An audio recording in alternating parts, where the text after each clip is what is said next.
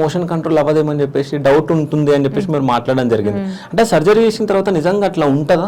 అంటే ఈ జనాల్లో ఇది ఎందుకు వచ్చింది అసలు క్వశ్చన్? ఈ క్వశ్చన్ ఎందుకు వచ్చింది అంటే ఫస్ట్ థింగ్ అక్కడ మనకి రెండు మజిల్స్ ఉంటాయి మోషన్ వచ్చే వే దగ్గర. మోషన్ వస్తుంది అంటే మనం కంట్రోల్ చేసుకుంటాం కదా, కంట్రోల్ చేసుకునే muscles external sphincter, internal sphincter అని ఉంటాయి. సో ఇంతకు ముందు వచ్చి రాని వాళ్ళు ఈ లోకల్ ప్రాక్టీషనర్స్ ఇష్టం వచ్చిన ట్రీట్మెంట్ చేయడం వల్ల మజిల్ మొత్తం కట్ చేసేసారు. కట్ చేసేసి వాళ్ళకి డిఫరెన్స్ తెలియదు, ఏ మజిల్ని కట్ చేయాలి, ఏ మజిల్ని కట్ చేయకూడదు తెలియదు.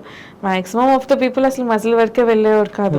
బయటికి చిన్న చిన్న స్కిన్ ట్యాక్స్ ఉంటే అక్కడ వరకే థ్రెడ్స్ వేసేసి తీసేసి పంపించేస్తారు.